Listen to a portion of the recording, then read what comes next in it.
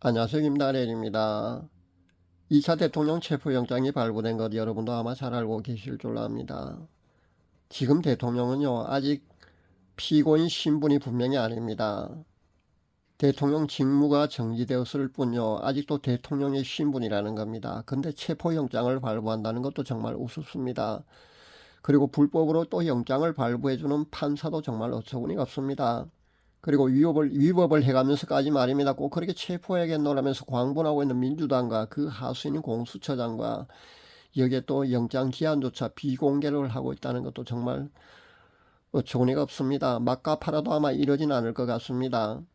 이번에 체포영장을 발표한 판사가 또 우리법연구회 소속인 것을 제가 보는데요. 예전에 군에 그 하나이라는 조직이 있었지 않습니까? 사법부에서도 이렇게 불순사조직이 있어서요. 자유대한민국의 근간을 무너뜨리고 있는 것을 봅니다. 정말 안타깝습니다. 문제는 이번 2차 체포 시도 말입니다. 2차 체포 시도 때는요. 1차 때와는 아마 전혀 다른 양상을 볼 것 같습니다. 1차 실패를 이미 경험한 공수처에서 말입니다. 이번엔 장갑차와 무장한 경찰 특공대 수백 명을 만약에 동원해서 대테러 작전처럼 그렇게 헬기에서 배를 타고 진입한다거나 아니면 수백 명의 그 경찰 특공대를 동원해서 만약에 그렇게 체포 시도를 하게 된다면요, 유혈 사태가 날 수도 있다는 데 있습니다. 공수처가 내란죄 수사조차 할 권한이 없다는 거 여러분도 잘 알고 계실 줄 압니다. 그리고 경찰 병력을요, 공수처에서 동원할 권한이 사실 법적으로 없습니다. 법적인 근거가 없습니다. 근데 지금까지 늘 그래왔듯이요, 모든 것은 이렇게 불법으로 현재 그렇게 진행되고 있는 겁니다. 이미 군과 경찰은요, 공수처와 민주당의 지시를 받고 있는 것을 봅니다. 민주당이 이재명의 지시를 받고 있는 것 같습니다. 심지어 이재명이 벌써 대통령이 된 것처럼 말입니다. 많은 군과 경찰 그 수뇌부들이요, 여기에 줄을 서고 있는 그런 모습을 현재 보여주고 있습니다. 한마디로 무법천지 세상입니다.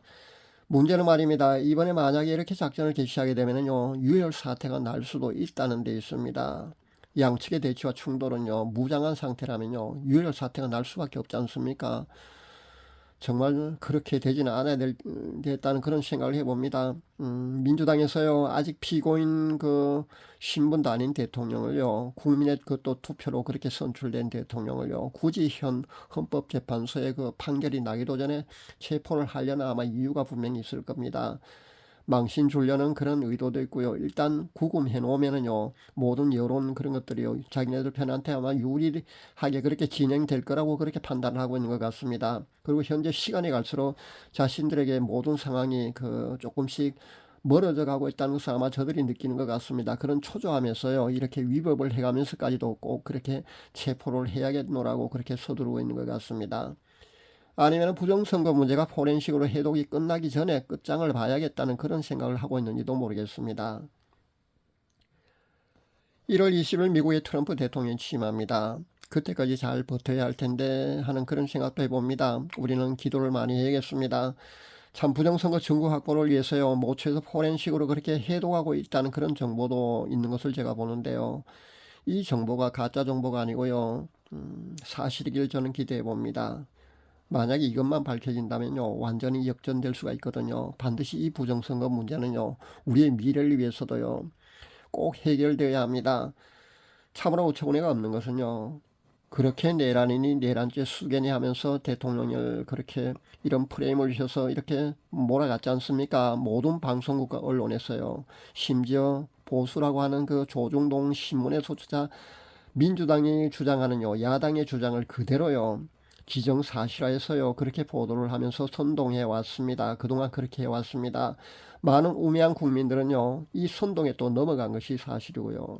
그렇게 실컷 선동해서 국회에서 탄핵 소추안을 가결시켰습니다. 그런데 이제 와서는요, 그 내란죄 항목을 슬그머니 탄핵 소추안에서 빼버렸습니다. 여기 선동에 속아서 탄핵 찬성표를 뜨는 여당 소속 국회의원들 말입니다.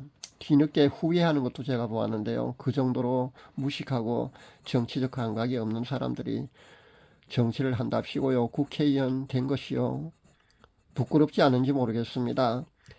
이렇게 내란죄가 아니면은요, 그 대통령은 탄핵 소추 대상조차 되지를 않습니다. 그렇다면 헌법재판소에서는요, 즉각 각하를 시켜야 합니다. 그런데 현재 아직도 심리를 하겠다고 그렇게 우기고 있습니다. 그것도 빨리 인용해 갖고요 파면시키려고 그런 생각을 가지고 진행하는 것 같아 보입니다. 그러니까 일정을 초고속으로 그렇게 잡아서요 그렇게 현재 진행시키고 있습니다. 참으로 미쳐 돌아가는 세상이 아닌가 저는 그런 생각을 해봅니다. 군 말입니다. 군의 그 수도방위 사령부는요 쿠데타 대비 부대입니다. 공수처가 경찰 특공대를 무장시켜서 만약에 관저에 투입시킨다면요 그것은 쿠데타가 됩니다. 그렇다면 군은요 그것을 반드시 진압해야 합니다. 그런데 군은 현재 민주당 편은 민주당에게 이재명의 지시를 받고 있는데요. 아니면 거기에 줄을 서려고 그렇게 거기가 대세인 것 같아 보여서 거기에 줄을 서려고 하는 듯이요.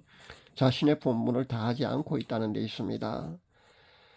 나라가 구석구석 이렇게 서고 문드러졌다는 겁니다. 대통령과 경호처장이요 이런 위기일수록 삼국지에 등장하는 그 제갈공명과 같은 그런 지혜를 발휘할 수 있기를 저는 바라봅니다. 그래서 이 위기를요 슬기롭게 잘 넘길 수 있기를 저는 간절히 바라봅니다. 이번 2차 체포 시도 말입니다. 분명히 1차 때와는 양상이 다를 것 같습니다.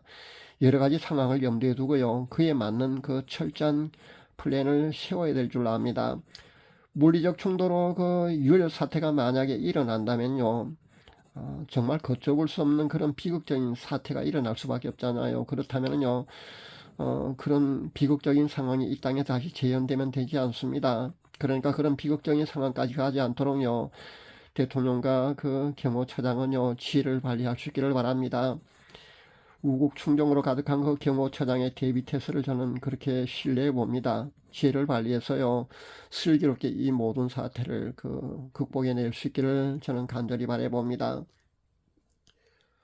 현재 보니까 그 지방에서요 그 애국심이 투철한 그 애국 시민들이 말이면 국민들이 상경에서 관저로 가서 대통령을 지키려 하는 것을 현재 보고 있습니다. 그리고 수많은 애국 시민들이요 관저 주변 그리고 차가운 그 아스팔트 위에서 말입니다 꼬박 밤을 지새우는 그런 눈물 어린 그런 눈물 나는 그런 광경도 현재 우리가 보고 있습니다. 2030 그 젊은이들도 많이 깨어나서 관저 주변에 모여들고 있는 그런 바람직한 그런 현상도 현재 보여주고 있습니다. 모두들 고맙습니다. 여의치 않은 사정과 환경으로 직접 그 관저 주변에 가서 대통령을 지켜드리지 못해도요 현재 많은 하나님의 신실한 자녀들이요 금식하며 또 기도를 하고 있습니다. 그 모든 금식하면서 그렇게 기도를 하고 있는 수많은 하나님의 신실한 자녀들도요 모두 고맙습니다. 제가 중국 그 소나기로 넘어가기 전에 홍콩의 상황을 제가 잠시 언급하겠습니다. 홍콩이 중국으로 중국의 소나기로 넘어가기 전에 말입니다. 저항을 했을까요? 안 했을까요? 사랑하는 여러분, 그 홍콩이 중국의 소나기로 넘어가기 직전에 말입니다. 홍콩도요, 강력하게 그렇게 저항을 했습니다. 당시 홍콩 인구의 30%나 되는 그 200만 명이나 거리로 쏟아져 나왔습니다. 거기에는요 은퇴한 노인들도 많이 있고요 평범한 이웃 주민들 그러니까 미용실 직원 아니면 과일 가게 아저씨 같은 심지어는요 중고등학생들까지도요 모두 거리로 뛰쳐나와서 시위에 참석해서 강력하게 저항을 했습니다. 그런데 결과는 어땠습니까? 결국요 중화인민공화국 광둥성 홍콩시가 되고 말았습니다. 전 인구의 30%나 이렇게나 많이 거리로 쏟아져 나왔는데도 불구하고요 홍콩이 중국의 일부가 된 것은요 사람들이 위험성을 감지하고 거리로 뛰쳐나왔을 때는 이미 너무 늦었기 때문에 이렇게 되고 말았다는 겁니다. 우리나라도요 이와 같지 않기를 저는 간절히 바라봅니다. 그리고 기도합니다. 자유민주주의 체제를 지켜내고요 그 우리와 우리 자녀들 그리고 우리 손주들의 미래를 보장받기 위해서는요 더 늦기 전에 우리가 힘을 모아야 된다는 겁니다. 지금의 현 상황은요 최후의 수단인 국민저항권이 발동이 되어야 된다는 거 저는 생각해 봅니다. 그러니까 국민저항권 발동이 필요한 시점이 현 시점이라는 겁니다. 이희천 전 국정원 교수의 칼럼처럼요 지금의 대한민국은요 이 방법밖에 없어 보입니다. 왜냐하면요 지금의 대한민국은 이미 내전 상태라고 해도 과언이 아니기 때문입니다. 홍콩처럼요 이미 더 늦기 전에 우리는 반국가 세력들에게 우리는 저항해야 된다고 저는 생각해 봅니다. 그리고 저는요 합력하여 선을 이루시는 하나님을 전적으로 믿고요. 그분만을 신뢰합니다. 반드시 우리나라가요, 이 위기를 극복하고 반국가 세력을 이번 기회에 처단해서 제2의 건국이 반드시 땅에서 일어날 수 있기를 저는 간절히 바라면서 그렇게 기도합니다. 조금만 더 힘을 내서 기도하며 하나님께 우리가 간절히 매달려야 될 줄로 압니다. 하나님께서는요, 우리의 기도를 결코 외면치 않으실 겁니다. 감사합니다.